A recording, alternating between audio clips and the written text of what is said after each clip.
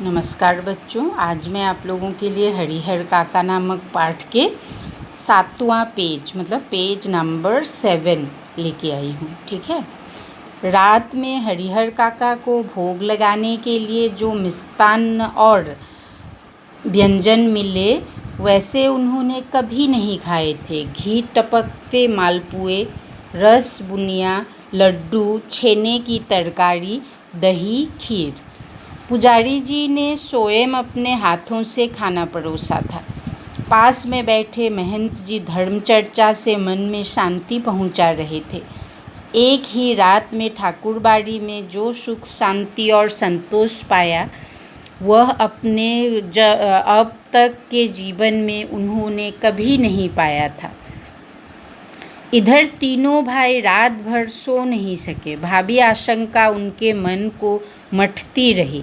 15 बीघे खेत, इस गांव की उपजाऊ जमीन, 2 लाख से अधिक की संपत्ति अगर हाथ से निकल गई तो फिर वह कहीं के न रहेंगे।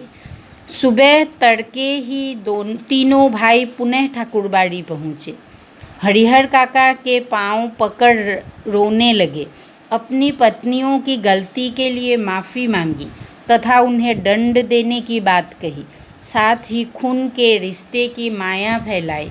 हरिहर काका का दिल पसीज गया। वह पुनः वापस घर लौट आए।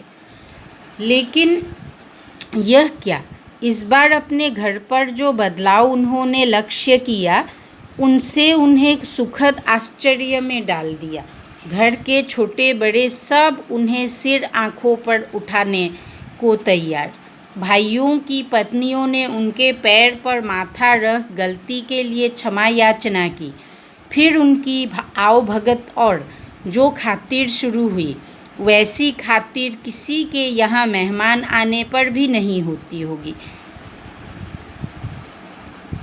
उनकी रुचि और इच्छा के मुताबिक दोनों जून खाना नाश्ता तैयार। 5 महिलाएं उनकी सेवा में मुस्तैद।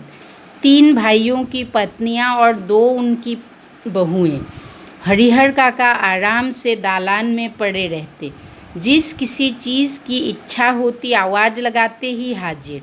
वे समझ गए थे कि यह सब महंत जी के चलते ही हो रहा है। इसलिए महंत जी के प्रति उनके मन में आदर और श्रद्धा के भाव निरंतर बढ़ते ही जा रहे थे। बहुत बार ऐसा होता है कि बिना किसी के कुछ बताए गांव के लोग असली तथ्य से स्वयं वाकिफ हो जाते हैं। हरिहर काका की इस घटना के साथ ऐसा ही हुआ। दरअसल दोनों ही लोगों की जुबान से घटनाओं की जुबान ज़्यादा पैनी और असरदार होती है। घटनाएं स्वयं ही बहुत कुछ कह देती है। लोगों के कहने की ज़रूरत नहीं पड़ती।